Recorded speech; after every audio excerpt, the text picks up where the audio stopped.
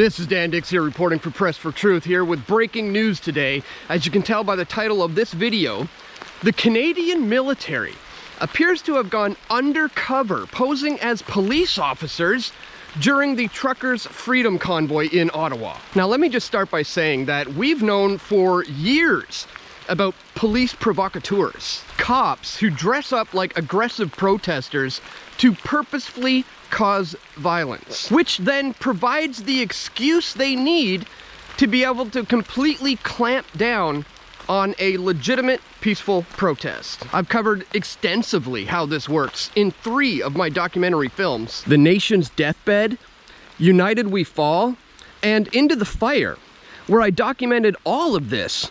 There was a time I was in Montebello, Quebec in 2007 when 3 police officers were caught red-handed acting as aggressive protesters, throwing rocks in order to provide an excuse to their fellow comrades to clamp down on the protest. They were called out as being cops, and they had no other option than to dive into the police line for protection, at which point it was revealed that they were all wearing the same police-issued boots as the Quebec police. Or how about the time I was documenting the G20 summit that came to Toronto in 2010, when undercover police officers were seen breaching a police line for protection. They dressed up as black bloc rioters and they set their own police cars on fire. That ended up providing the excuse for the largest mass arrest in Canadian history, as the police then violently clamped down on yet another legitimate, peaceful protest. So, seeing police dress up as violent and aggressive protesters is really nothing new. But disguising the military as police officers in order to deal with protesters is a whole other level of playing dirty and criminal activity. Back in February, during the Freedom Convoy protest, the Canadian government insisted that the military would not be used or deployed in any way to deal with the Freedom Convoy truckers rally in Ottawa. However, it was revealed that Canadian Special Forces conducted flights over Ottawa protests despite military directive. Canadian Special Forces operated an aircraft equipped with surveillance equipment over protests in downtown Ottawa despite a military directive that was supposed to prohibit such activities. The January 27th directive stipulated that Canadian Forces vehicles and personnel were to avoid the Ottawa protest, and Royal Canadian Air Force planes were not to fly over the Freedom Convoy demonstration. But Canadian Special Forces leaders reasoned that they didn't have to follow the military directive, since the surveillance plane that they were using was owned by a private defense contractor. So the illegal surveillance of the protesters was already underway for the military, but that wasn't enough for them. Yesterday, during the inquiry into the merit of the Trudeau government invoking the Emergencies Act, documents revealed a text message conversation between the Commissioner of the OPP, the Ontario Provincial Police, and the Commissioner of the RCMP, the Royal Canadian Mounted Police. The two even suggested that they move the conversation to a more secure platform that doesn't create a recorded history of the conversation. But their conversation is on the record, and here's what they had to say. The conversation was between OPP Commissioner Thomas Carrick and RCMP Commissioner Brenda Lucki. What was learned Thursday was that 2 weeks into the ongoing protest and 1 day before Trudeau invoked the Emergencies Act for the first time in Canada's history, Lucki asked Carrick for his thoughts on the use of Canadian armed forces for various roles to help manage the standoff with protesting truckers. Lucki texted, "Could you see a role for CAF in any of this? For example, after we secure and it's all back to normal, maybe keeping sites secure or patrolling unmanned POEs, etc." Carrick responded, "The best step for government?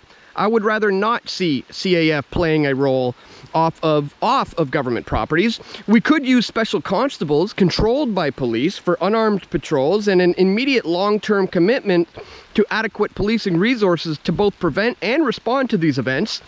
Lucki responded, "It's funny you say that, because I was thinking Maybe we could use CAF, but in our uniforms as unarmed auxiliaries or special constables to supplement us in teams. It's unclear whether or not this ever happened. Oh, I'm willing to bet that's exactly what happened. I took a brutal shot to the ribs from one of these thugs. Was that a military soldier who cracked me in the ribs? Okay, I was just brutally attacked. Ow! Oh, God. Holy. Oh, shit. Oh, God. Oh, they're getting trampled. Oh, this is brutal.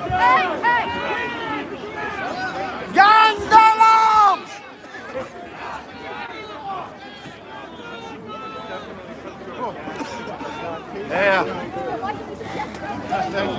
Thank you. Appreciate it. There's some sort of gas in the air.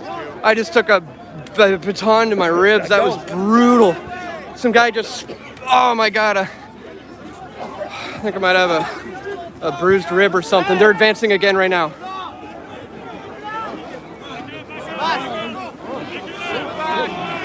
Shit. Go. Told you they're moving quick, very quick. I gotta get out of here. Oh shit. Wow. There's nowhere else to go for these people. Holy shit. What the fuck? Hey, Dude, shit. What the fuck?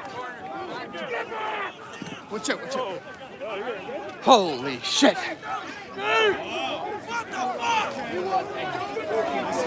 Holy. This is some of the most heavy-handed police I've seen.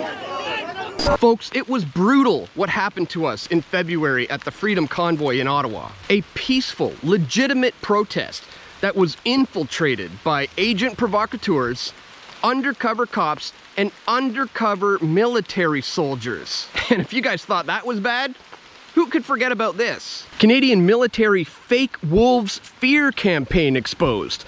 But you won't believe what they're doing next. The Canadian military has been caught using psychological warfare to scare their own people into believing that there was an immediate threat from wolves in the area. They even went so far as to install loudspeakers that would produce wolf sounds in order to fully sell the threat to the people of Nova Scotia. And now, on the heels of being caught manipulating the public, the Canadian government just announced that they will soon be creating a new organization to use propaganda and other techniques to influence Canadians.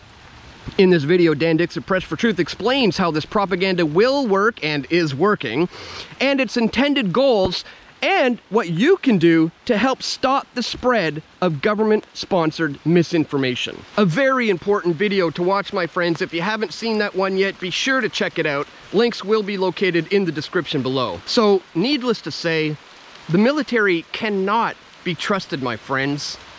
They use propaganda. They use fear tactics on an unsuspecting population for the purposes of control. And they wear costumes to trick you into being controlled. So step away from the system, my friends. Know who your enemy is, and take matters into your own hands by becoming the one thing that they fear the most. A free, independent human being who is self-sustainable and unreliant on the government in any way, shape, or form whatsoever. My friends, be sure to click that thumbs up button and share this video if you agree. And lastly, my friends, I would ask that you please check me out at pressfortruth.ca/donate if you'd like to financially support my efforts to bring you this information. Here you can do a one-time donation with PayPal. You can contribute Bitcoin or other cryptocurrencies. You can add me on Subscribestar, which is a really good Patreon alternative since I have been kicked off of Patreon.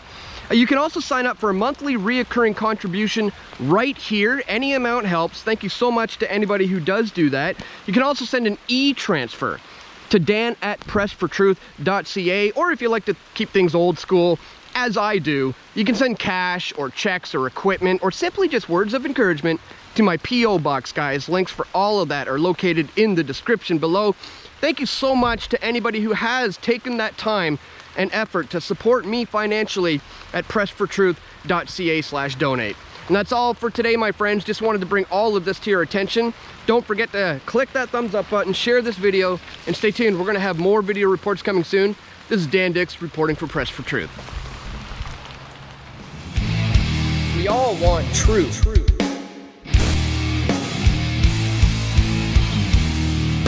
The truth will set you free.